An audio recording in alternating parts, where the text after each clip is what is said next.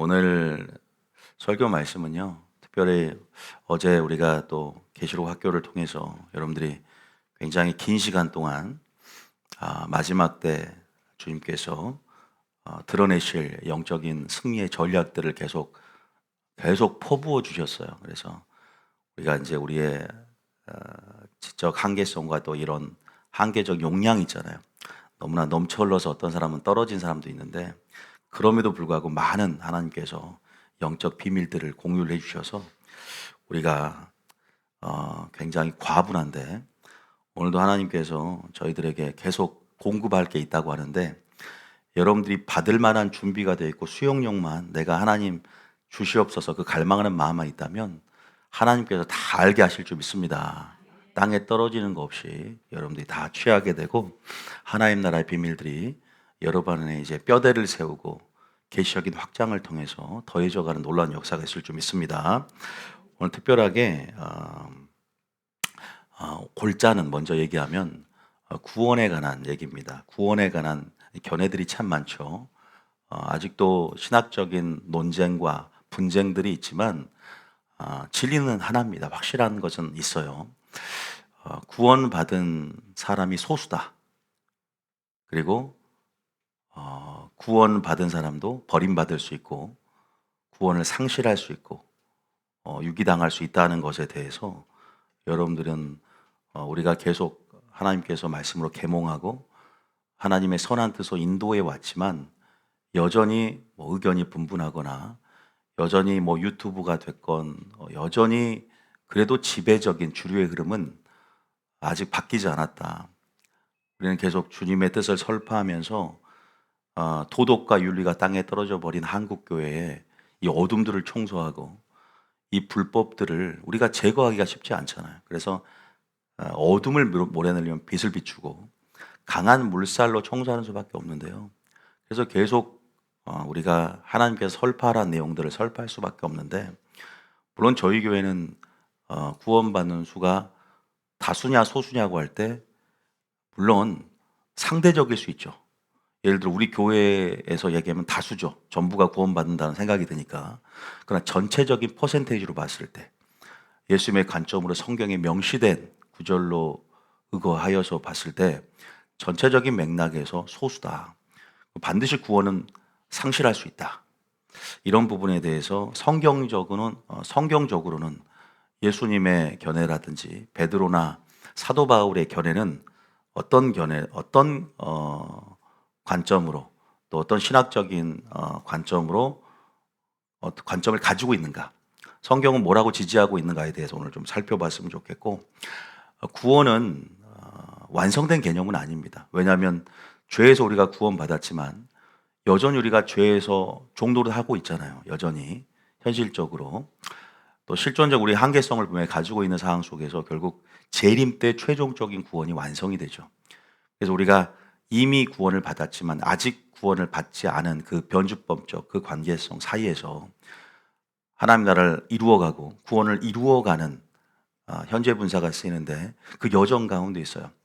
그래서 두렵고 떨림으로 구원을 이루어가라라는 말처럼 그러한 부분에서 우리는 구원을 이루어가는 여정 가운데 또 어떤 믿음을 가져야 되는가에 대해서 계속 또 들어왔어요. 저희 교인들은 워낙 잘 압니다만 그래도 계속 좀 다른 관점으로 오늘 여러분들에게 하나님께서 주시는 말씀들을 전할 거고요. 저도 솔직히 오늘 하나님께서 어떻게 말씀을 주실지 모르겠어요.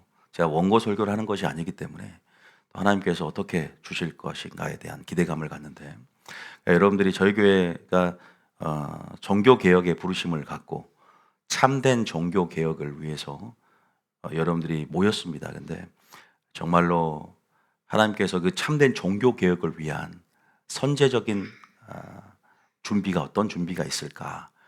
우리가 예전에 우리가 엘리베이터 앞에 참된 부흥은 참된 개혁을 앞서지 않는다라고 제가 명제를 적어 놓은 적이 있었어요. 부흥을 위해서 기도만 한다고 해서 부흥이 오는 게 아니라 부흥을 위한 선제적인 조치가 필요하고 참된 개혁을 위해서는 올바른 기준이 필요하거든요.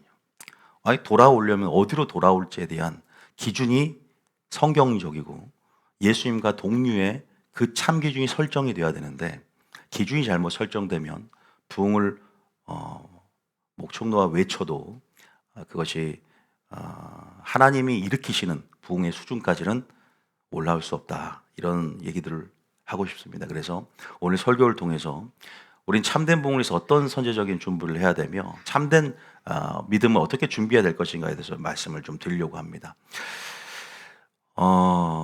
각자 교회마다 또 저마다 또 교단마다 부흥을 위한 말씀 회복 운동을 많이 이제 얘기합니다. 부흥을 위한 전략들을 가지면서 말씀으로 돌아야 된다라는 슬로건으로 또 성경으로 돌아야 된다는 슬로건으로 그죠? 여러 가지 여호와께 돌아오자라는 찬양을 부르면서도 우리가 뭔가 돌이켜야 된다는 의식들은 팽배합니다.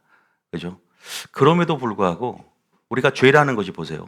하말티아라는 원어를 가지고 궁수가 화살을 쏘는데 정확히 한가운데가 아니라 조금만 틀어줘도 그것이 불법이 되거든요. 그러니까 우리가 돌이키려면 정확히 그 궁수가 활을 쏘는 데 있어 관역의 한 정중앙 하나님의 뜻으로 돌아와야 된단 말이에요. 회개라는 것은 돌이키다라는 메타노이아라는 뜻이고 있어요. 영적 뉴턴인데 정말로 말 그대로 기준이 잘못 설정이 되어 있고 우리가 어디로 돌아와야 할지에 대해서 그죠? 방향성을 상실해 버리고 그냥 막연하게 말씀 회복 운동, 말씀으로 돌아야 된다. 그죠? 뭔가 여호와께 돌아야 된다라고 하면서 돌이킴에 대한 각성과 인식을 있지만 그것을 방향성을 제시하지 못한다면 참된 회개가 일어날 것인가? 참된 부흥이 일어날 것인가에 대해서 한번 상고해 볼 필요는 있다. 그래서 저는 여러분들에게 이렇게 말씀드리고 싶어요. 정말로 참된 마지막 때 이 정말 주님 오시기 전에 참된 회개, 이제 경험상 우리가 임상적으로 참된 회개가 일어나려면 성경적으로도 마찬가지예요. 참된 회개가 필요하려면 참된 구원론 들어야 돼요. 믿습니까? 아니 정말 꼭 말씀드렸어요. 제가 참된 구원론으로 들어와야 돼요. 성경에서 여러분 교회 다니면서 가장 중요한 게 뭐라고 생각하십니까? 바로 구원입니다. 믿음의 결국 곧 영혼의 구원함을 받음이라라는 구절이죠. 한번 봐볼까요? 배전 1장 9절에 이런 구절이 하나 있어요. 우리 성경 구절을 이제 다 찾아 들어가면서 성경 뭐라고 말씀하신가를 말씀을 많이 드릴 텐데요. 자, 배전 1장 9절에 제가 읽어볼게요. 믿음의 결국 곧 영혼의 구원함을 받음이다. 여기에서도 믿음의 결국과 동격, 곧 영혼의 구원을 동격으로 놓고 믿음의 결국, 그러니까 결국이라는 것은 원어로 최종 마지막 상태를 얘기합니다. 텔러스라 그래서 그죠? 믿음의 최종적인 마지막, 최종적인 우리가 구원의 시기는 바로 재림되잖아요. 아직은 죄에서 구원받았지만 제가 받음이라는 것은 현재 분사예요. 그러니까 아까 제가 서두에 말한 거와 똑같습니다. 그러나 결국 곧 영혼의 구원함을 받는 것. 결국 우리 육까지도 구원, 전인격적인 구원을 됨을 통해서 부활체가 되죠. 그러나 가장 중요한 것은 재림 때 알 수 있다는 거죠. 성경에 보면 시작은 성령으로 시작했지만 육체로 마치고 교만으로 마치고 너무나 어리석은 자들, 배도하고 배교하고 실족하고 낭망해서 하나님께 떨어진 자들이 참 많습니다. 그래서 제가 말씀드리고 싶은 것은 결국 구원의 문제에 대해서 우리가 전문가가 되어야 돼요. 목회자만 전문가가 돼서는 안 된다. 왜냐? 본인의 구원이 달린 문제는요. 구원에 관련된 영적 지식은 확실하게 알고 있어야 된다고 생각이 듭니다. 믿음으로 치유는 받을 수도 있고 안 받을 수도 있잖아요. 그러나 우리가 어떤 목표가 있어요? 구원이라는 최종적인 구원 얻는 목표가 있잖아요. 주님 앞에 섰을 때, 심판대 앞에 섰을 때 주님 모른다 하시면 얼마나 억울합니까? 항소도 못해요. 왜냐하면 주님의 심판은 최종 심판이에요. 최종적인 결정이기 때문에. 그래서 이 구원에 관한 문제가 가장 중요하고, 그런데 너무나 많은 구원론에 있어서 오류가 있다는 것들을 많이 밝혀왔어요. 오류라는 것은 굉장히 위험한 것이죠. 그러니까 우리가요, 뭔가 오류가 들어가면 말씀에 빛이 이렇게 비치는데 오류가 들어가면 굴절이 돼버리는 거죠. 이 굴절이 된다는 건 어떤 문제가 있냐면 하나님의 성품이 왜곡이 되고 심각하게 변질이 될 수 있다. 그래서 우리는 하나님께서 우리에게 조명하신 그 빛을 그대로 비출 수 있는, 그대로 전해줄 수 있는 대언자, 또 전해줄 수 있는 그러한 어떻게 보면 여러분의 입장에서 영적 지도자가 필요한 것이고요. 여러분 그런 말씀을 들을 지금 특권 권리가 있다고 그럴까요? 그런데 너무나 이런 교회에서 너무나 많은 그 오류들에 있어서 우리가 이제 그 오류들을 제거를 하는 역할들을 부분적으로나마 감당하는 교회라는 사실을 여러분들이 알고 있을 겁니다. 또 예를 몇 개 들어볼게요. 여러분 아시다시피 우리가 요시아의 종교개혁 아시지 않습니까? 요시아의 종교개혁. 요시아의 종교개혁에서 남유다의 정말로 3대 성군 중에 전무후무한 종교개혁을 일으켰던 요시아. 저의 어떤 종교개혁의 롤 모델이기도 합니다. 어린 나이에 왕의 등극에서 정말 성전을 수리하고 정말로 남유다에서 북이스라엘까지 하나님이 기뻐하시는 청소를 했어요. 마치 예수님께서 성전 청소를 하듯이 성전을 정화하고 뭘로 정화한 줄 아세요? 하나님 말씀으로 정화했는데요. 그 계기가 뭐냐? 바로 율법서 신명기서를 발견했다는 거예요. 신명기서라는 것은 성경 전체 핵심이에요. 그러니까 언약이라는 형식으로 언약이 뭐냐면요. 바로 언약이라는 것은 우리가 하나님과 언약을 맺을 때 이 언약의 하나님은 언약을 공표함을 통해서 두 가지의 측면을 제시합니다. 나는 사랑의 하나님이기도 하지만 나는 공의의 하나님이다.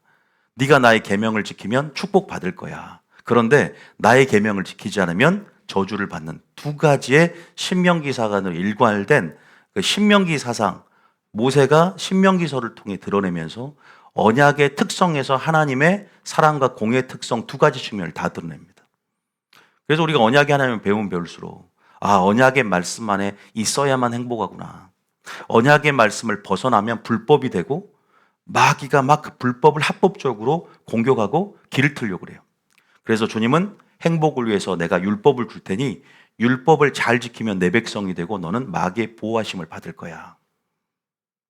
이게 우리를 사랑하시는 우리와 언약 맺으신 하나님의 본심이다. 믿습니까? 그런 부분 안에서 이 언약서를 발견하고 신명기서 그 신명기가 모세오경의 핵심이고 성경의 핵심이니까 그 핵심적인 율법서 신명기서를 발견하잖아요. 알지만 신명 22장 알지만 13절 읽어봅니다. 그 장면만. 무엇을 말씀하고 싶냐? 바로 요시아 왕도 구원론의 회복을 통해서 종교가 일어났다는 걸 말씀드리고 싶은 거예요. 이거 그 당시에는요 엄청난 사건이에요. 그러니까 율법서만 발견하고 이거 성경책 발견했다 이 정도가 아닌 거예요. 신명기 사관 회복. 저희 교회에서 지금 말씀하는 한 번 구원은 영원한 구원이 아니다라는 아니다라는 이 명제를 분명하게 성경적으로 제시함을 통해서 그들이 눈이 열어지기 시작하는 거예요. 무슨 말이냐? 사랑으로 기만했다가 언약에서 공의의 측면을 부각해 주는 거예요. 그게. 이렇게 우리가 받은 이런 모든 환경적인 저주나 우리가 지옥 갈 수도 있다는 사실을 깨닫기 시작하는 거예요. 무엇으로 인해서? 내가 지은 죄가 깨달아지는 거죠. 이 죄의 심각성이 하나님의 관점으로 보이기 시작하고 죄의 결과와 영향력들이 나의 삶 가운데 고스란히 저주라는 형태로 이것의 인과관계가 하나님으로부터 연유됐다는 걸 깨닫게 되는 거예요. 하나님의 관계가 회복이 되는 거죠. 이건 하나님의 공이다. 이건 하나님의 사랑이다. 두 가지 측면에서 나의 삶을 들여다보는 거죠. 믿습니까? 그게 여러분 깨달으시잖아요. 사랑만 깨닫는 게 아니라. 보세요. 신명기 몇 장을 폈어요? 왕하 22장 13절 읽어봅니다. 시작. 너희는 가서 나와 내 백성과 온 유다를 위하여 이 발견한 책의 말씀에 대하여 여호와께 물으라. 우리 조상들이 이 책의 말씀을 듣지 아니하며 이 책에 우리를 위하여 기록된 모든 것을 행하지 아니하였으므로 여호와께서 우리에게 내리신 진노가 크도다. 무슨 말인지 아시죠? 우리가 이제 또 저희 교인들은 알지만 그래도 이 설교를 듣는 초신자도 있고 유튜브 성도도 있기 때문에 자주 언급한다는 걸 양해를 부탁드리고요. 뭐냐면 이 책에 우리를 위하여 기록된 모든 것을 행하지 않았다는 거죠. 지금 뭘 발견했냐면 요시아 왕이 성전을 수리하다가 신명기서를 발견했다는 거예요. 신명기 사관의 핵심은 순종하면 복을 받고 불순종하면 저주를 받는다는 이 골격의 언약의 골격이 신명기서를 지배하고 있거든요. 이 축으로 하나님의 언약을 설명해냅니다. 그러니까 우리에게 하는 저주가 바로 불순종의 결과라고 하면서 말씀을 이루기 위한 말씀의 기준을 명확하게 가지면서 그 기준의 빛으로 종교개혁을 일으킨다는 거예요. 할렐루야. 근데 기준이 없으면 종교개혁이 되겠습니까? 아니, 어둠을 빛으로 드러내는데 이 빛을, 어둠을 드러낼 만한 빛이 있어야 되잖아요. 나의 점과 흠을 볼 만한 거울이 있어야 되는데 거울이 뿌예요. 전신 거울도 아니야. 그리고 잠깐 화장하려고 여긴 더러운데 여기만 보고 있는 거예요. 하나님은 온전을 찾기를 원한다. 믿습니까? 네 행위의 온전함을 내가 찾지 못했다 그러잖아요. 하늘에 계신 내 하나님이 온전하심처럼 너희도 온전하라. 내가 거룩하니 너희도. 하나님의 요구는 분명해요. 그래서 은혜를 주시고 성령을 주신 겁니다. 그런데 우린 너무나 그 사랑만 믿고 너무 기만하는 거죠. 인본주의 사랑으로 점철진, 인본주의 프레임이 구축되어서 이 교회가 종교가 되어버렸다. 그래서 다시 말씀드리지만 요시야의 종교개혁의 핵심은 구원론의 회복이었고, 구원론을 제시하니 엄청난 각성이 일어났어요. 그래서 회개를 통한 부흥이 일어났다, 안 일어났다? 일어났다.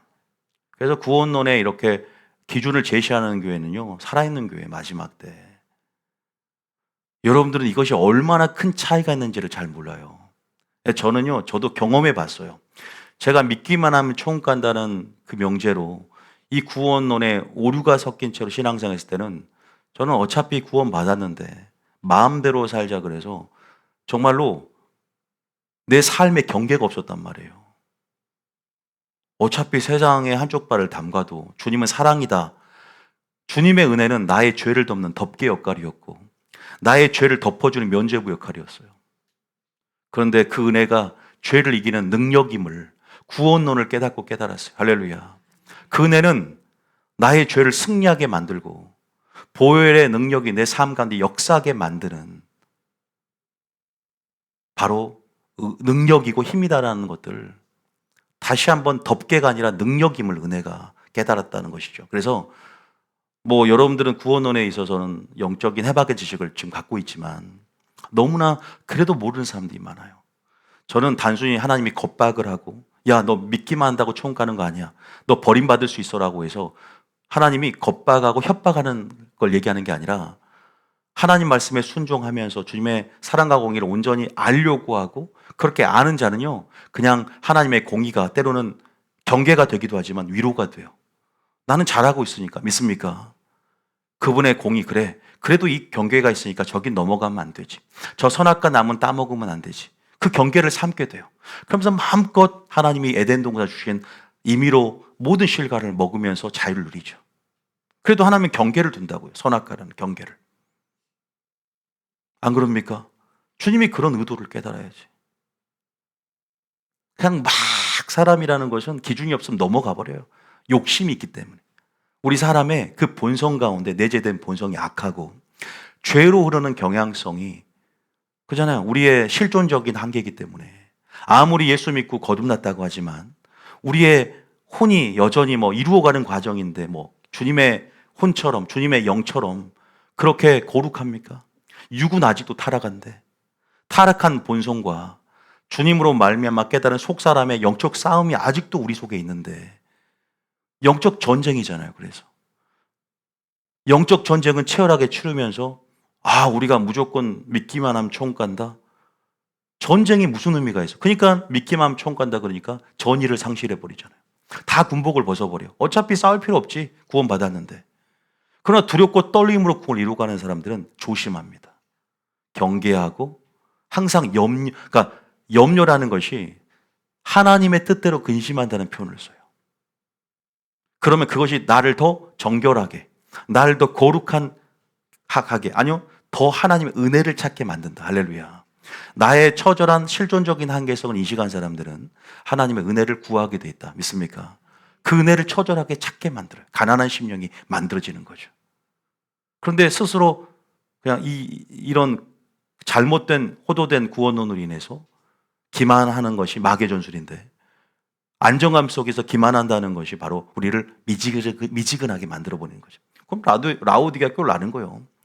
미지근한 자여 토하여 내친다 그랬잖아, 하나님께서. 사도교회처럼 살아있다 하는 이름을 가졌으나 너는 죽은 자로다 주님 평가할 수 있다는 거죠. 교회가 이런 식으로 평가받는데 왜 우리는 이렇게 안정감 속에 기만하며 살까? 왜 한국교회 많은 교인들이 왜 이렇게 영적 무지 가운데 이 어둠 속에서 그러니까 교회가 세속화가 되고 교회가 종교놀이 하면서 그죠? 종교화, 종교 껍데기로 점철되어진 바리새인화 되어도 깨닫지를 못하는 거죠. 세부대로 준비되지 않으면서 예부대로 그죠? 그렇게 얽매여 있으면서도 세례 영광을 기대하는 것은 너무 어리석지 않은가? 깨어난 교인들이 지금 옮겨지고 있어요. 깨어난 교인들이 지금 그죠? 이동하고 있고 깨어난 교인들이 지금 찾고 있어요. 왜냐하면 하나님이 깨어나게 했기 때문에.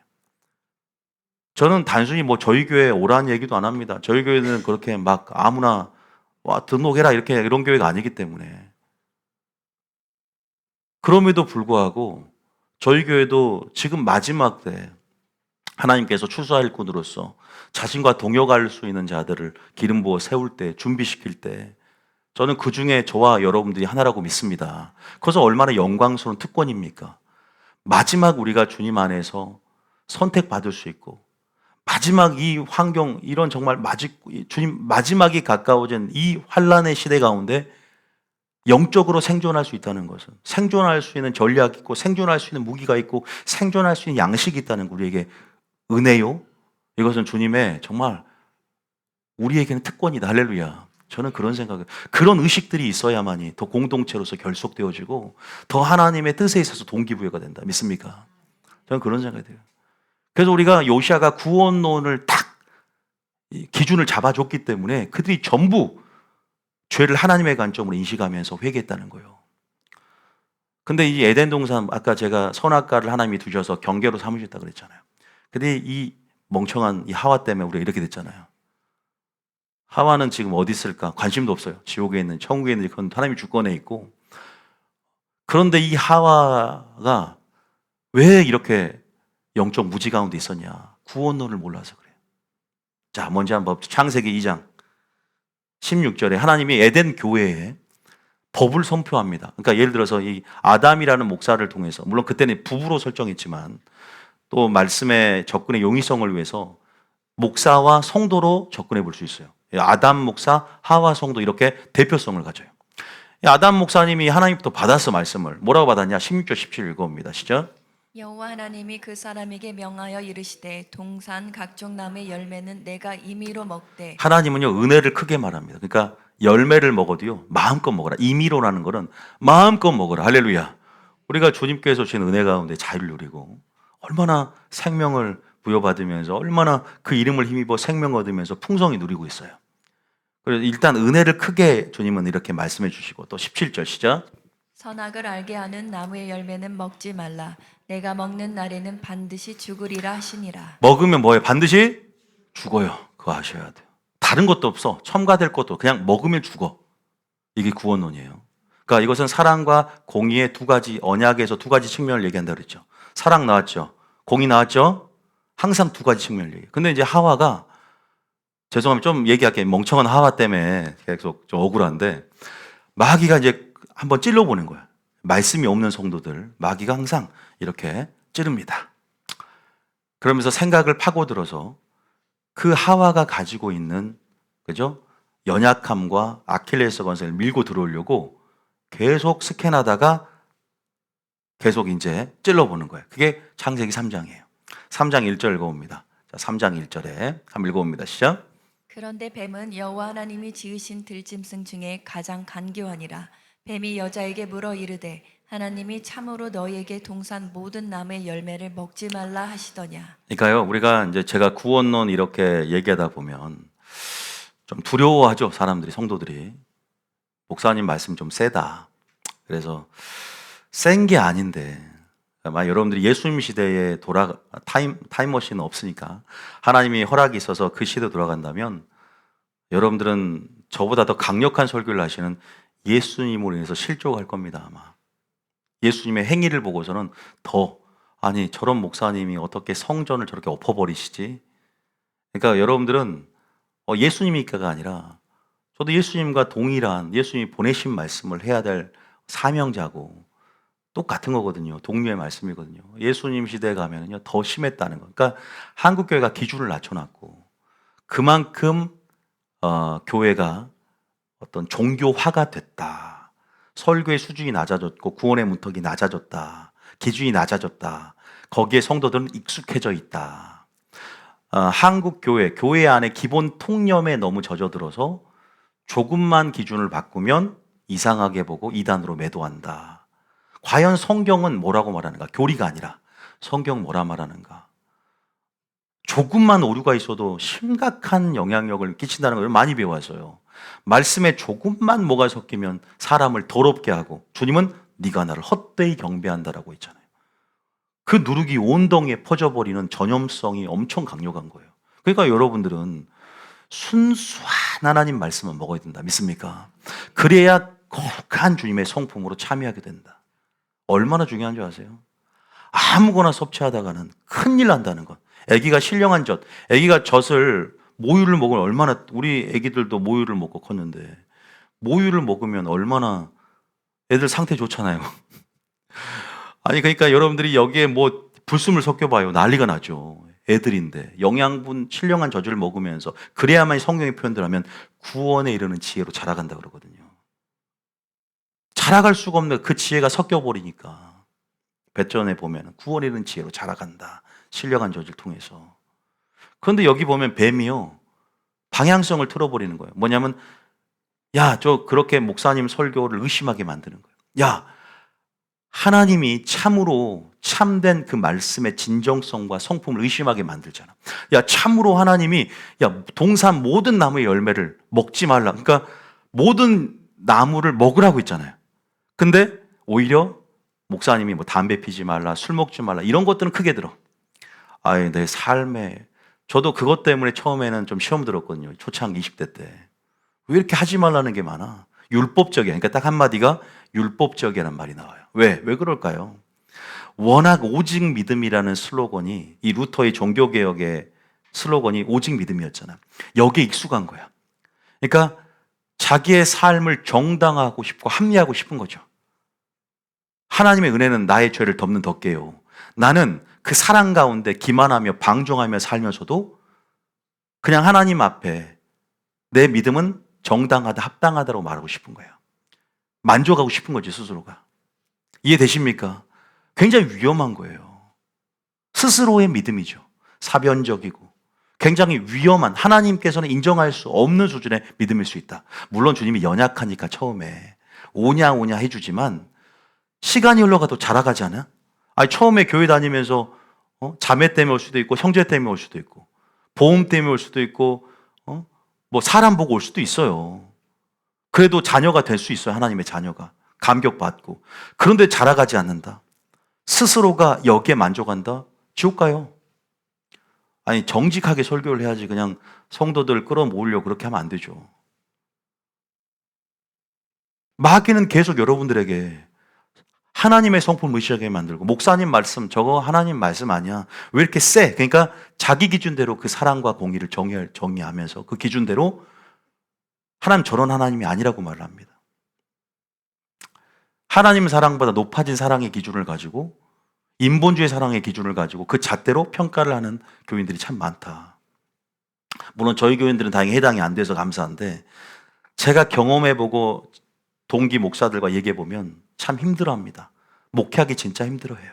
왜? 별난 성도들이 너무 많아서 너무나 힘들어합니다. 스트레스 엄청 받아요. 정말로. 담임 목사님 때문에 힘든데 부목사들이 엄청 시달려 하는 걸 보면서 그런데 처음부터 그죠? 스탠스를 신본주의 스탠스를 가지고 그런 기조를 가지고 전했어야 했어요. 목사들도. 어중간하면 오히려 마귀는 더 그죠? 달라드는 거죠. 달라드는 게 마귀는 특성이 달라들어요. 스기야 일고바들 보세요. 달라드는 거예요. 어떻게 달라드는 여러 가지 방식이 있겠지만 밥이 되는 거예요. 마귀로 인해서 번뇌하게 되는 거죠. 결국은. 그러나 하나님의 신본주의 스탠스로 올바른 수원론을 가지고 용기 있게 용기가 필요하거든요. 아니 저 보세요. 이 사역이 얼마나 용기가 필요한 줄 아세요? 말도 못할 용기가 필요합니다. 진짜 말도 못할 용기, 각오하고 해야 돼요. 그럼 하나님이 책임져 주고 더 용기에서 용기가 발현되더라. 믿습니까? 여러분도 그런 자가 되셔야 됩니다. 성도를 눈치 보고 이거 절대 이삭이 되겠습니까? 그러나 공의와 하나님의 사랑의 성품을 다 전해야 되고 어쩔 때는 오늘 같은 설교는 공의를 더 부각시켜 드려야 돼. 그러니까 사랑도 물론 더 강조할 때가 있지만 오늘은 공의 설교를 좀 부각시킬 때가 필요한 것이죠. 지금 하와는요 공의를 너무 몰라요. 은혜도 몰라. 보세요. 참으로 너희에게 동산 모든 나무 열매를 먹지 말라더냐. 하지 말라는 것을 너무나 크게 말하니까 이제 이 하와가 전신갑주가 안 입어져 있으니까 2절에 뭐라고 하냐. 읽어봅니다. 시작. 여자가 뱀에게 말하되 동산 나무의 열매를 우리가 먹을 수 있으나 아까 뭐라고 했죠? 마음껏 먹을 수 있다. 은혜를 축소해버리죠. 그죠? 아까 우리 임의로 먹을 수 있대 그랬잖아요. 아담은. 근데 아담이 설교할 때 졸았단 말이야. 그죠? 아담이 설교할 때 졸았어요. 우리 사모는 굉장히 설교를 잘 들어주는데 보통 사모님들이 목사님 설교를 잘 못 들어요. 상처가 많아서. 집에서 안 그런데 저 설교 저렇게 하는 거 보면 짜증이 나고 열받고 그죠? 그리고 사모는 내가 진지하게 대화를 하면서 우리가 저를 너무 잘 알기 때문에 27년을 알아왔기 때문에 눈만 봐도 알죠. 왜? 아니 무슨 말이지? 이런 말 하면 안 돼. 자, 집중해야 돼. 열매를 우리가 마음껏 먹을 수 있지만 은혜를 축소해버렸다고. 그죠? 제가 왜 사모 얘기를 했죠, 근데? 네, 이 하와가 전신갑주 입질 못한 거야. 하와 사모가, 이 하와 성도가 한 명이라면 사모겠지 뭐. 그죠? 개척교회. 사모, 에덴 사모가. 성도 한 명이라면 에덴 사모잖아요, 지금. 성도가 없잖아, 지금. 자식도 안 낳는데. 에덴 목사님 말씀을 전하는데 졸았던 거야. 그러니까 은혜는 축약했어. 은혜는 축소해버렸어요. 근데 또 이 구원론도 공의도 몰라. 자, 3절입니다. 시작. 동산 중앙에 있는 나무의 열매는 하나님의 말씀에 너희는 먹지도 말고 만지지도 말라 너희가 죽을까 하노라 하셨느니라. 엄청 지 마음대로 말씀을 더했다가 뺐다. 지금 만지란 말 했어요, 안 했어요? 아니, 만져도 돼요, 만질 거는. 근데 이렇게 가감을 하는 거예요, 하나님 말씀을. 성경에요, 신명기에도 나오고요. 계시록에도 하나님 말씀을 더한 자는 저주가 더해지고 뺀 자는 생명책에서 이름이 지워질 수 있고 생명나무 생명 그 성에 들어갈 권세를 빼앗겨 버린다 그래요. 엄청나게 무서운 거예요. 사울도요 말씀을 버렸으니 내가 너를 버리겠다 그랬잖아요. 하나님 말씀 곧 하나님이세요. 믿습니까? 이거 전하는데 엄청난 무게감과 책임감이 있는 거예요. 제가 이거 뭐 지금 살짝 웃기도 했지만 웃을 수가 없어요. 파르르 떨리는 거 안 보십니까? 떨며 즐거워하고 있어요, 지금. 지금 저는 떨며 즐거워하고 있다고요. 심판대 앞에서 주님만 이제 판단할 거 아닙니까? 온유한 너 어떻게 했다. 근데 최근에 저를 향해 주님이 잘하고 있다. 충성된 종아. 그래서 감사하더라고요. 하나님께 확증을 주시고 힘을 주시니까. 이제 내가 너를 세계로 보내겠다라고 확증을 주시는데 그래요. 하나님 이제 열심히 하겠습니다. 저는 깨갱하죠. 뭐라고 하냐? 먹지도 말고 만지지도 말고 죽을까 하노라자 그러죠. 그죠? 여기서도 구원론이 잘못되니까. 정령 죽으리라 한 것은 죽으리라는 거지. 뭘 죽을까 하노라예요. 근데 이제 마귀가 덧붙여서 결코 죽지 아니한다 그러잖아요. 자, 하나님의 선악과 따먹어도 너 괜찮아. 하나님의 은혜는 널 덮어줘. 괜찮으니까 여러분 우리가 하나님의 의도가 다 상실돼 버렸어요.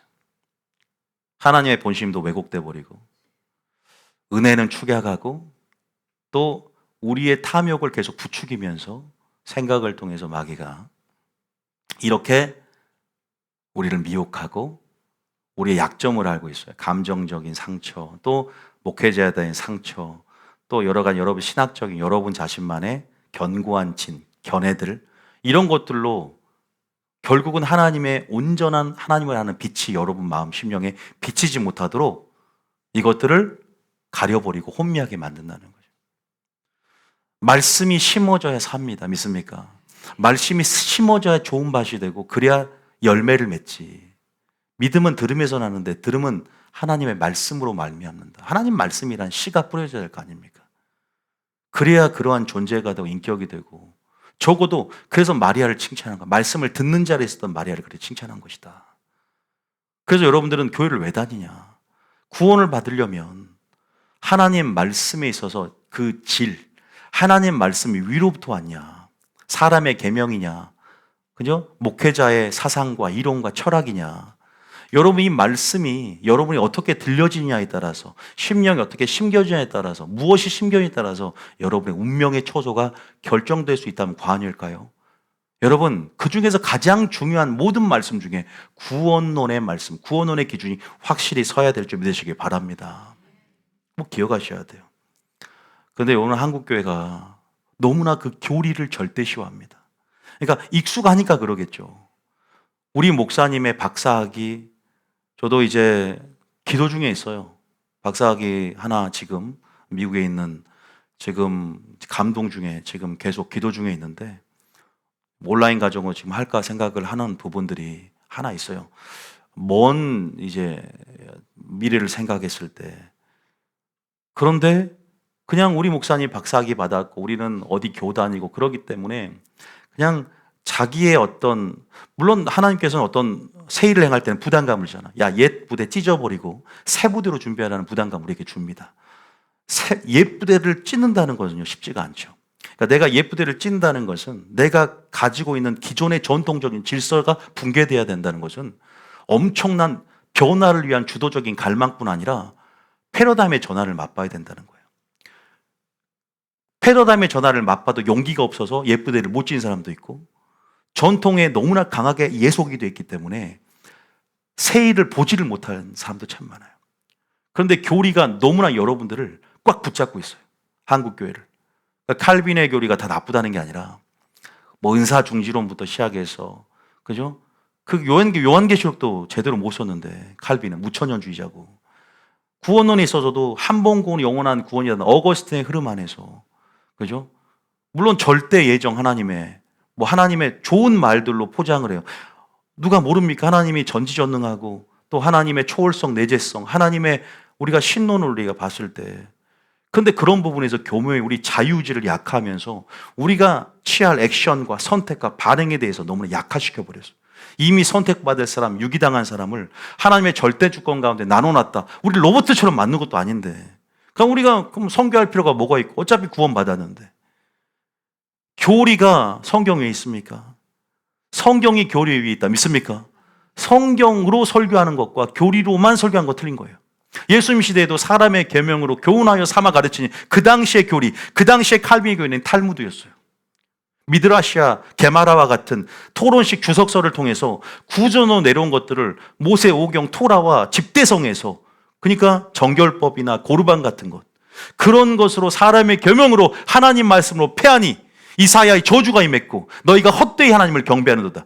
너희들 성도들을 전부 다 소경 만들고 그 사람을 더럽게 만든다. 조그마한 누룩도 사람의 계명도 신부들을 더럽힐 수 있다면 교회가 안전지대가 아닌 거예요. 지금은 구원론이 잘못되니까 구원에 관한 심각한 오류가 구원에 이르는 지혜로 자라가지 못하게 만들고 그 신령한 존재 아니에요. 단단한 식물도 아니야. 그래서 어떻게 만듭니까? 우리의 길을 못 찾게 만드는 거예요. 예수님의 가신 길을 따라가서 말씀으로 빛을 비추고 길을 내야 되는데 예수님이 가신 길을 가지 못하고 예수님의 음성을 듣지 못하고 우리가 다 곁길로 가고 극단이란 길로 다 삼천포로 빠진다 그럴까요? 속된 말로. 여러분 그런 부분에서 심각하다는 것들에 대해서 우리가 여러분들 기본 교회 아닌 통념에 젖어들지 마라. 그리고 교리보다 성경이 여러분에게는 절대적인 기준이 되어야 될 줄 믿으시길 바랍니다. 칼빈도 옳지 않다. 루터도 옳지 않다. 한국교회나 세계교회 큰 공헌도는 이바지한 건 알아요. 그 당시 구조적인 모순을 타파하면서 95개조의 방반문을 그저 내걸면서 그 당시 행위로 인해서 연옥설이나 그런 모든 행위 구원으로 인한 그런 로마 카톨릭의 그 구조를 깨트리고 다시 한번 믿음이라는 강조점을 세울 만한 기치가 필요했고 그 당시에 분명한 개혁이라는 요소가 필요했어요. 그럼에도 불구하고 그것들을 잘못 인용한다 그럴까요? 오직 믿음이라는 슬로건을 내 삶을 죄된 내 삶을 합리화하는 도구로서 적용하는 것은 무리가 있는 거예요. 그리고 믿음이라는 것을 그렇게 편파적이고 그런 식으로 그 슬로건 하나만을 가지고, 왜냐하면 성경에서는 믿음을 정의하는 게 야고보 보세요. 행함 없는 믿음은 죽은 믿음이다 그러잖아요. 그러니까 루터가 뭐라는 줄 아세요? 야고보서는 지푸라기 서신이라 쓰레기통에 버려야 된다 그랬잖아. 루터가 야고보 서신을, 야고보서는 뭐냐면 행함 없는 믿음은 죽은 믿음이다. 행함을 강조했잖아요. 이해되십니까? 그러니까 교리가 다 나쁘다는 건 아니지만 우리가 철저하게 성경으로 돌아가되 구원론을 제대로 알고 있는 사람과 모르는 사람. 저는요, 세상의 불을 두 가지로 나눕니다. 구원론을 제대로 알고 있는 사람과 구원론을 모르는 사람으로 나눌 수 있다. 심각한 거예요. 정말 구원론만 제대로 알아도요, 눈이 열어져요. 성경을 보는 눈이 열어지고 성경이 새롭게 보이기 시작하고, 제가 왜 이 사역을 감당한 줄 아십니까? 구원론 때문에 그럽니다. 구원론이 열어지지 않고 뭐 믿음에 대한 부분들이나 성령에 대한 종말론에 대한 부분들이 잘못 열어졌다, 그것 먼저 열어졌다, 절대 저는 성경에서 개혁이라는 사명을 감당 못해요. 구원론이 열어졌기 때문에 이제 하나하나 도미노처럼 연쇄적으로 열어진 진리가 있더라고요. 아, 그래서 그랬구나. 그래서 구원론을 아는 게 너무나 중요한 거예요. 자, 이거 한번 읽어보겠습니다. 에레미야 8장 10절입니다. 자, 우리가 이런 실상들에 대한 인식을 좀 필요한 거예요. 여러분, 실상을 좀 아는 것들이 필요해요. 저희 교인들은 많이 알지만 그래도 모르는 분들이 많아요. 자, 10절 시작. 그러므로 내가 그들의 아내를 타인에게 주겠고 그들의 밭을 그 차지할 자들에게 주리니 그들은 가장 작은 자로부터 큰 자까지 다 욕심내며 선지자로부터 제사장까지 다 거짓을 행함이라. 어느 시대를 얘기할까요? 에레미야 선지자 시대가요, 오늘날 시대를 얘기하는 거예요. 선지자라는 것은 지금 하나님이 누구보다 아모스나 에레미야 선지자를 일으키고 싶어 하세요. 오히려 그 당시에 뭐랄까 처했던 영적인 위기보다 지금이 7배 이상 더 칠흑 같은 어둠 속에 더 위기 상황이다. 풍전등화와 같은 영적. 지금은 나라 위기가 아니라요, 교회의 위기라는 것을 먼저 깨달을 때 나라가 삽니다. 하나님이 지금 이 나라를 회복시키고 다루시는 데 있어서 지금 교회에게 영적으로 주시는 메시지를 교회가 들어야 돼요. 왜? 역사를 하나님이 움직이시고 이 하나님을 움직이게 하는 사람들이 세상이 아니라 크리스천이거든요. 믿습니까? 이 나라가 공산화가 되지 않으려면 믿는 자가 움직여야 된다니까요. 우리가, 여러분들이 이걸 우리가 종말론 흐름 안에서 계속 말씀드리고 있는데, 지금 보세요. 선지자, 제사장 전부 다 거짓을 얘기한다는 거, 뭐 거짓말, 이거는 마이크인데 이건 흰색이다, 이런 정보, 사실적인 정보를 왜곡한 게 아니라 성경 말씀이라는 진리 위에 바탕에 믿음이 세워진 게 아니라 사람의 계명이 섞이고 그 당시 이단 문물이 섞여져 버려서 하나님 말씀이 왜곡된 상태에서 그럼 거짓 믿음이 생기는 거예요. 그러니까 하나님 말씀을 전하지 않을 때는 전부 거짓을 행했다는 거예요. 거짓을 말하고 거짓을 행하는 거죠. 전부 작은 자부터 큰 자까지. 지금 우리의 영적인 실상이에요. 그러니까 어떻게 전하냐, 11절에 똑같은 말이야. 구원론에 있어서. 그러니까 죄에 대해서 하나님의 관점으로 얘기해 주는 게 아니야. 그 죄를, 이 정도 죄는 괜찮다, 이 정도 상처 괜찮아, 하나님의 은혜를 강조해. 특성이 뭐냐? 은혜 신학이야. 은혜를만 강조해. 그러니까 은혜를 뭐랄까요? 잘못 인용하고 은혜에 대해서, 은혜라는 개념에 대해서 성경적으로 정의하지 않고 인본주의적으로 접근한다 그럴까요? 11절 읽어봅니다. 시작. 그들이 딸 내 백성의 상처를 가볍게 여기면서 말하기를 평강하다 평강하다 하나 평강이 없도다. 내 백성의 상처가 지금 암에 걸렸는데, 중재에 빠졌는데 그냥 가볍다고 해주는 거예요. 그러니까 이것은 성도들의 눈치도 있고, 그죠? 성도들의 눈치가 있어요. 아론처럼 금송아지를 만드는 거예요. 그냥 성도 눈치 보면서 사울처럼 살찐 양과 소를 잡아오는 거예요. 그냥 제사 드리는 게 좋다라는 백성들의, 그죠? 그 말을 크게 여겨서 헤렘 전쟁을 수행하라는 하나님의 말을 크게 여기지 않음을 통해서 내가 너를 버렸다는 거예요. 뭐가 평강한데요? 지금 평강합니까? 주님 뭐라 그랬어요? 데살로니가전서 5장에 2절에 뭐라 그래요? 평안하다 평안하다 할 때에 도적같이 예수님이 온다 그랬잖아요. 그러잖아요. 살종장 3절 그들이 평안하다 안전하다 할 때 우리는 평안하다 안전하다 하지 않습니다. 지금 깨어서 경성하고 깨어서 준비하고 지금 평안할 때가 아니기 때문에 우리는 환난을 이길 수 있는 믿음으로 준비한다고 할 때예요. 우리는 영적으로 무지하지 않습니다. 우리는 졸고 있지 않습니다. 그러나 평안하다 안전하다 그런 설교를 듣고 그런 거짓으로 행하는 자들의 기만된 삶 가운데 그들은 도적같이 임하는 주님의 진노를 맛보게 될 수밖에 없다. 왜? 준비가 안 되는 거예요. 우리는 지금 그래도 말씀으로 깨어서 여러분 생각해 보세요. 하나님의 공의를 알아요. 하나님을 경외해요. 하나님이 이런 분이라는 걸 알고 죄에 대해서 심각성을 깨닫고 하나님의 심판대를 이해하면서 우리는 지금 마지막 때임을 알고 준비해 가니까 기름도 준비하고 산상순의 삶을 살면서 하나님의 온전하심을 목표로 계속 전진해 가면서 열매 맺는 거예요. 할렐루야. 그런 기조로 계속 살아가는 삶들은요, 그냥 어차피 구원받았다라고 세상 한쪽 발 담그면서 삶의 생산해내는 열매 자체가 틀립니다. 물이 흐르다가 멈춰버리면 얼어버립니다. 계속 물은 흘러가야 된다 그랬잖아요. 믿습니까? 얼면 마귀가 역사하기 시작하는 거예요. 신앙이라는 계속 물이 흘러가야 된다. 믿습니까? 계속 바퀴가 페달이 돌려야 돼. 말씀과 기도의 바퀴를 돌려야만이 어느 정도는 가요. 안 돌려도. 그런데 돌리지 않으면, 기름을 넣지 않으면 오토바이 같은 경우는 멈춰버린다. 넘어져 버린다. 그럼 마귀가 틈타고 마귀의 밥이 돼요. 몰려와요. 독수리들이 몰려옵니다. 시체가 있는 곳에. 마귀의 밥이 되는 거예요. 그래서 항상 기도하라. 쉬지 말고. 시작보다 믿음의 결국이란 말은 끝에가 중요한 거예요. 할렐루야. 끝은 뭐가 결정하냐? 오늘이 결정한 줄 믿으시기 바랍니다. 시작보다 끝이 중요해요. 솔로몬도 끝이 안 좋았잖아요. 데마도 끝이 안 좋았어요. 성경의 수많은 믿음의 선진들이 시작은 성령으로 겸손으로, 그죠? 하나님께서 정말로 가룟 유다도 시작은 좋았어요. 12제자로 시작했잖아요. 하나님의 권능을 받았어요. 그런데 끝이 어떻게 됐어요? 패망이 돼버렸어요. 교만은 패망의 선봉이요. 교만해져 버렸어요. 그리고 하나님의 진노가 부어졌고, 근데요, 하나님이 그렇게 설정한 게 아니라 나의 욕심과 자유주의적인 선택과 반응으로 말미암아 그런 길들을 스스로가 진노를 자초한 거예요. 자살을 하잖아요, 결국은.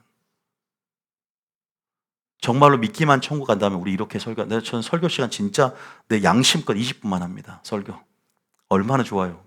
20분만 딱 설교하고 종교적으로 그냥 성가대 다 그렇게만 하고 나는 군더더기 일단 뺐어요. 딱 본질, 찬양과 말씀과 기도. 정말로 여러분들이 종교생활 하고 싶다 그러면 대형교회 가십시오.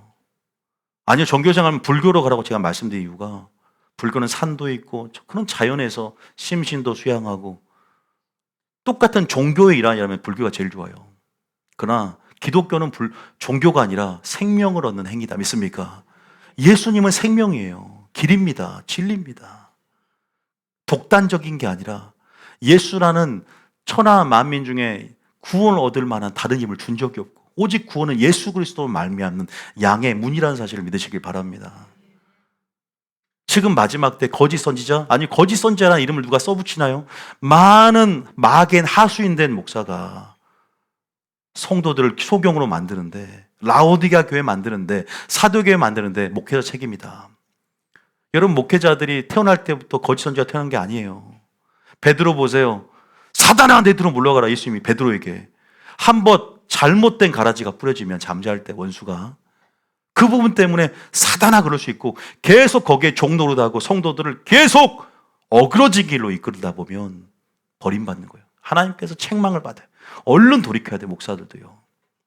그래서 목사는요, 제일 중요한 게 인격이 아니라 성도들 앞에서는 어떠한 말씀을 전하느냐. 왜? 내 양을 치라. 내 양을 먹이라. 베드로에게 부응한 것처럼 어떤 것들을 먹이느냐. 여러분, 뭘 먹고 있습니까? 물론 모든 심판은 하나님 앞에 피값을 찾으면 제가 받겠지만 여러분들에게 유익은 저의 인격이 아니라 김원유 목사가 어떤 말씀을 전하고 나는 어떠한 목표를 향해서 어떠한 길을 걷고 있는가. 이것은 사활을 걸 정도로 이 마지막 환난 시대의 중요한 문제이다. 믿습니까? 저는 그렇게 생각합니다. 교회라는 것은 성도의 교제도 있어요. 물론. 그러나 본질적인 것, 말씀이 없다. 그러면 그 모임은요, 인본주의적 사교 모임, 친목단체 수준으로 전락합니다.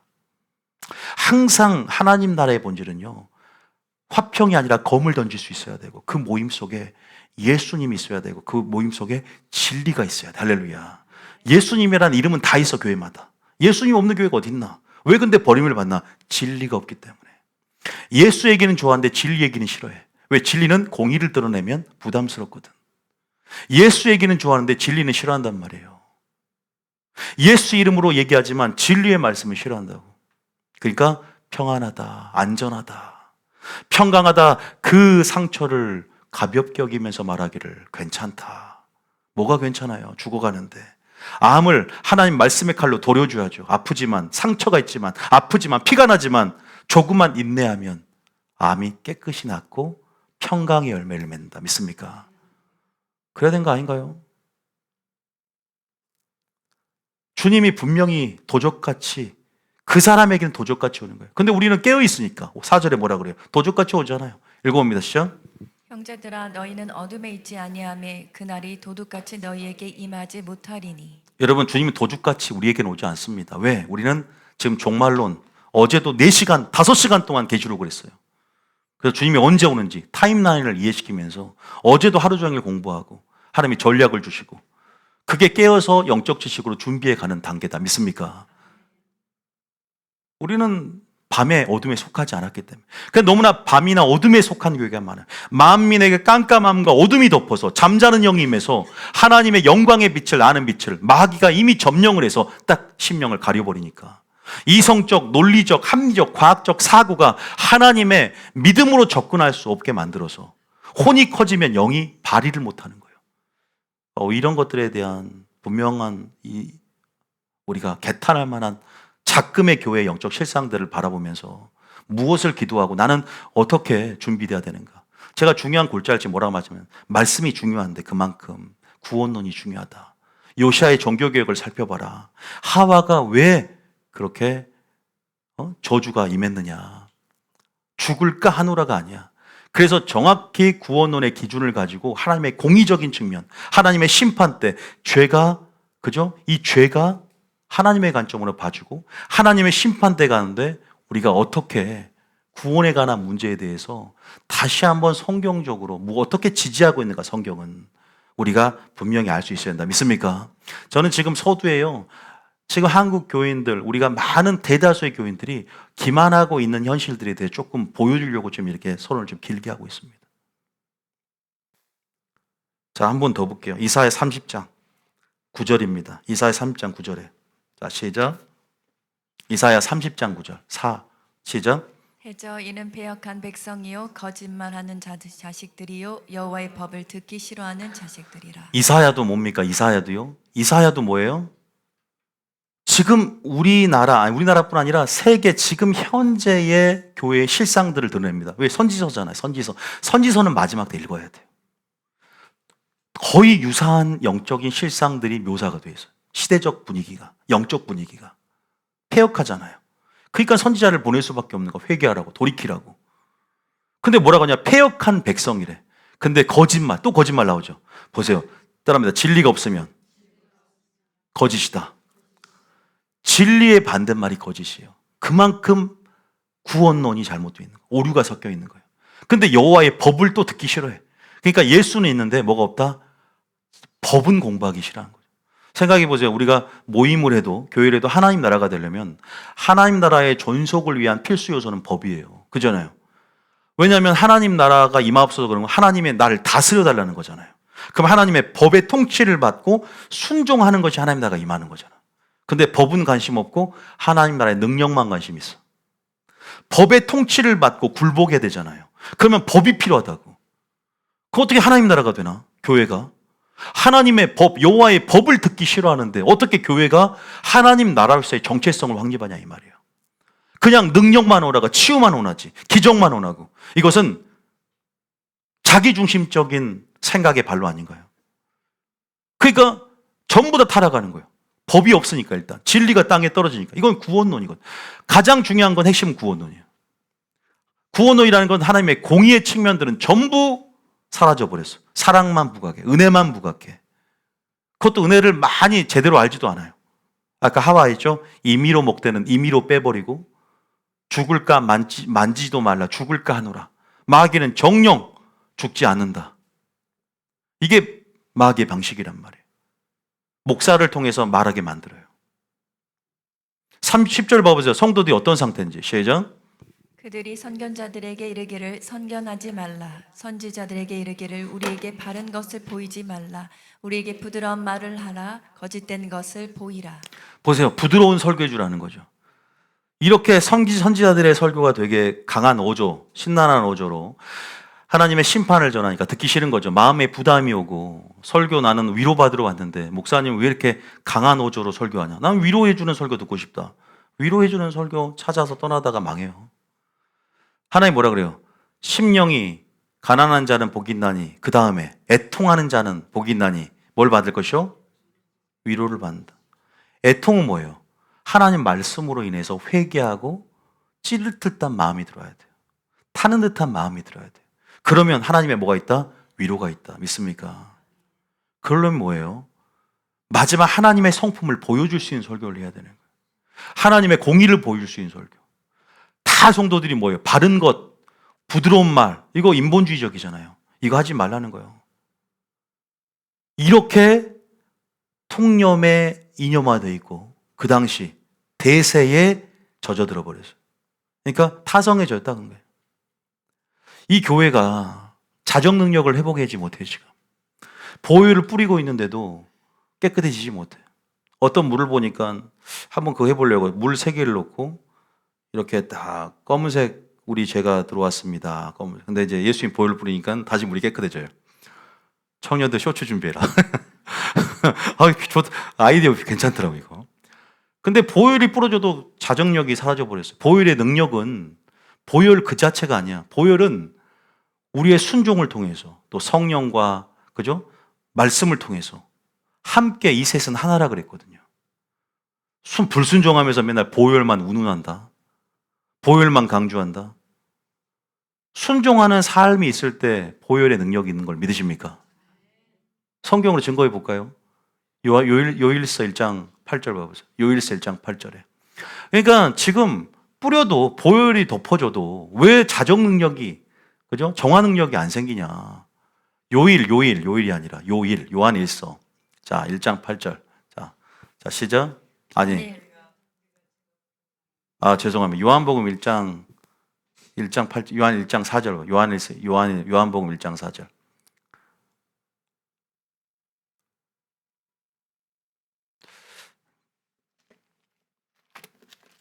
예. 여러분들 아시죠? 알면서 모른 척 하시는 거 아닙니까, 지금? 요한 1서 찾으신 분은 요한 1서 요한복음이 있는데 요한 1서가 있는 것 같은데. 요한 1서 1장 7절입니다. 요한 1서 7절에. 자, 읽어봅니다. 시작. 그가 빛 가운데 계신 것 같이 우리도 빛 가운데 행하면 우리가 서로 사귐이 있고 그 아들 예수의 피가 우리를 모든 죄에서 깨끗하게 하실 것이요. 예수님의 피가 우리를 깨끗하게 하죠. 근데 전제가 뭐죠? 빛 가운데 뭐하면? 행하지도 않고 그냥 예수의 피가 깨끗하게 한다. 여기서 전제가 뭐냐면 7절 다시 놔두세요. 7절에. 그가 빛 가운데 계신 것 같이 우리도 빛 가운데 행하면이 전제예요. 굉장히 이 흐름에선 빛을 얘기하고 있어요. 그럼 우리에게 사귐이 있는 거예요. 그 관계성에서 우리가 순종을 통해서 하나님과 관계가 열어지고 또 그 안에서 우리를 위해서 그죠? 그분의 보혈 공로가 있잖아요. 그 보혈의 피의 역사의 영향력과 능력들이 우리 삶 가운데 나타나기 시작하는 것이다. 믿습니까? 근데 불순종하면서 그냥 맨날 보혈만 얘기하고 예수 이름으로 얘기하면서 진리를 등한시하고 멀리한다면 어떻게 하나님 나라의 능력을 맛보냐 이 말입니다. 법을 듣기 싫어한다 말이 안 돼요. 하나님 나라를 삼으면서 법을 듣기 싫어하는 것은 패역한 자식이라고 그랬어요. 주님이. 아니 오죽 주님이 얘기해 패역한 자식이라고 그랬어요. 패역한 자식. 교회에게 하는 음성이란 말이에요. 토하여 내친다는 말은 라오디게아 교회에서 했고 주님의 성품이 이런데 왜 주님의 사랑만 운운하고 있냐 이 말이죠. 저도 압니다. 그게 편하니까 그렇죠. 그래서 부드러운 설교해 주라고. 그래서 평안한 설교해 주라고. 그게 예쁘대식 안정함 속에서 기만하는 형태인 거거든요. 그러나 세부대는 모든 것들을 변화를 주도해야 되기 때문에 대가를 지불해야 되잖아요. 그 세부대식 사고, 하나님께서 마지막 때 우리 눈을 열어서 하나하나 패러다임의 전환을 맛본 자들은 용기와 정의와 능력을 가지고 이 세부대로 준비되어지고 각성하면서 마지막 때를 향해서 우리가 다름질 나가야 된다. 믿습니까? 여러분, 지금 제가 말씀하고 싶은 것은 지금 그러한 상황이라는 거예요. 부드러운 설교해 주라. 그러니까 여러분들이 지금 이런 부분에서 우리가 어떻게 준비해 갈 것인가, 이런 개탄할 만한 현실 가운데 여러분들 입장에서 여러분들은 영적으로 보면 하와 입장이잖아요. 그죠? 한 구절만 더 읽고 정리하겠습니다.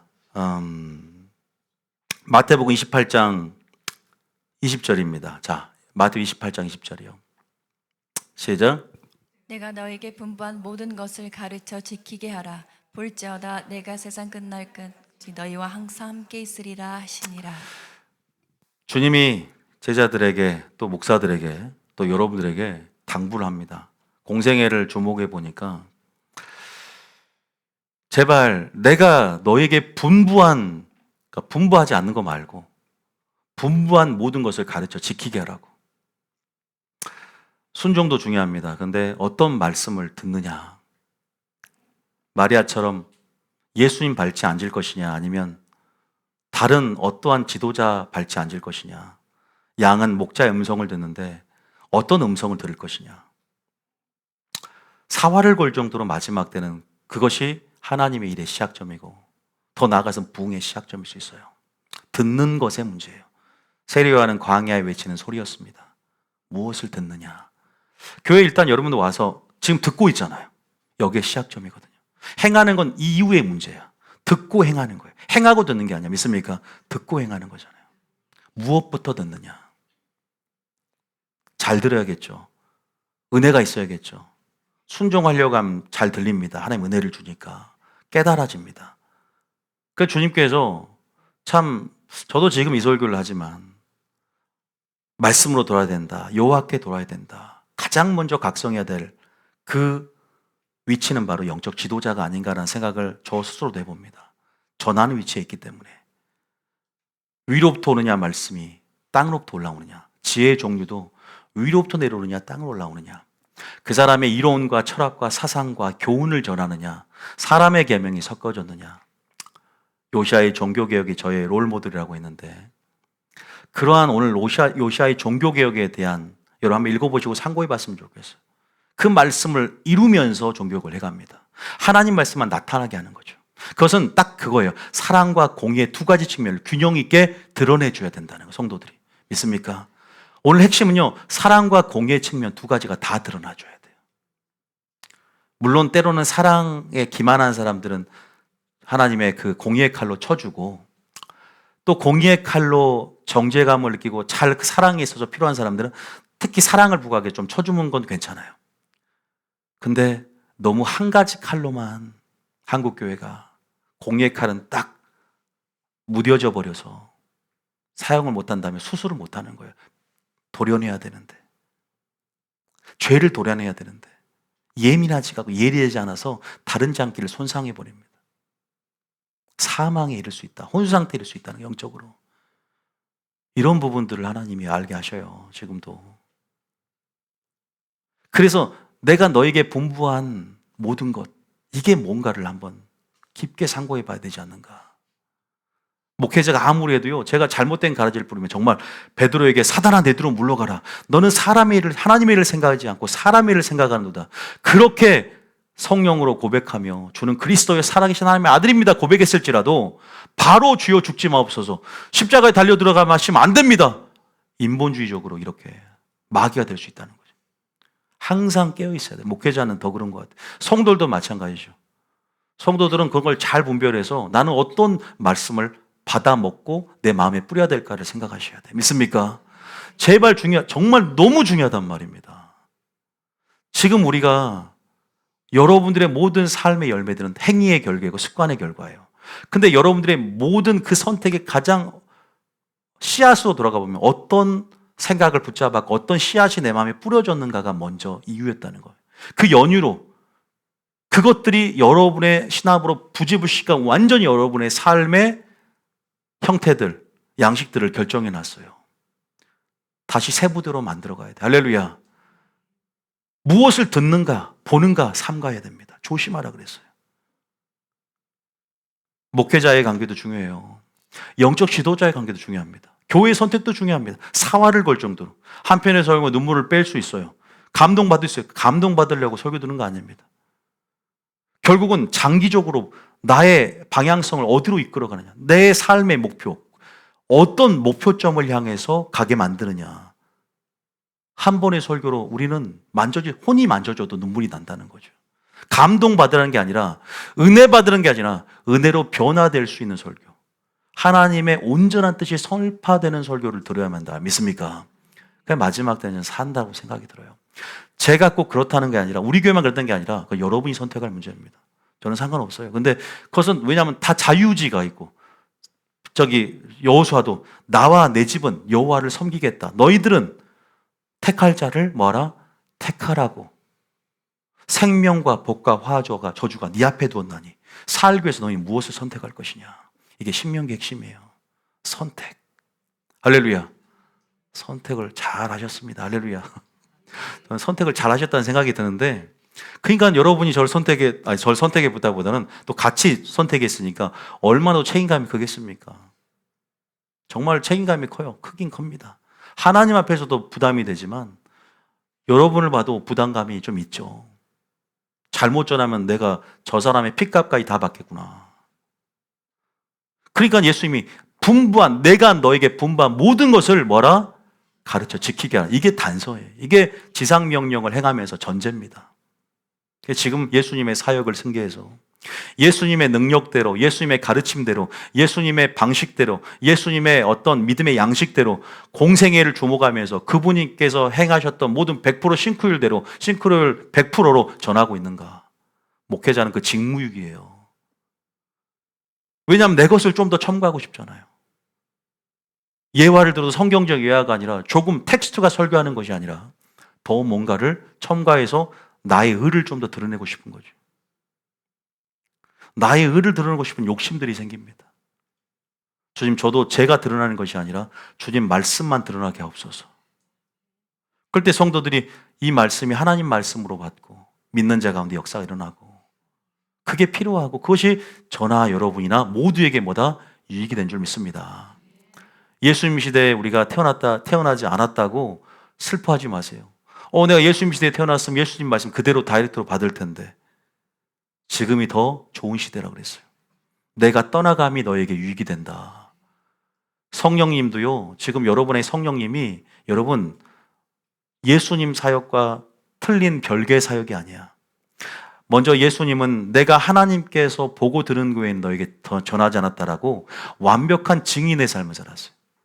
그리고 성령님도 내가 예수님의 보고 듣는 것 외에는 주님의 영광 외에는 내가 성령님도 전하지 않는다고 그랬어요. 성령님도 철저하게 예수님 사역을 전하니까 성령님이 우리 속에 있다면 철저히 나도 성령님에 의존해서 예수님의 사역을 해야 되는 거예요. 할렐루야. 그거 한 구절만 읽고 마치 요한복음 10장에 나온 얘기예요. 10장 13절, 14절, 15절에 나온 얘기. 성령님이 어떤 사역을 하냐? 예수님 사역 그대로 한다는 거예요. 자, 13절 시작. 그러나 진리의 성령이 오시면 그가 너희를 모든 진리 가운데로 인도하시리니 그가 스스로 말하지 않고 오직 들은 것을 말하며. 스스로 말하지 않고 뭘 말한다? 얼마나 성령님도 겸손해요.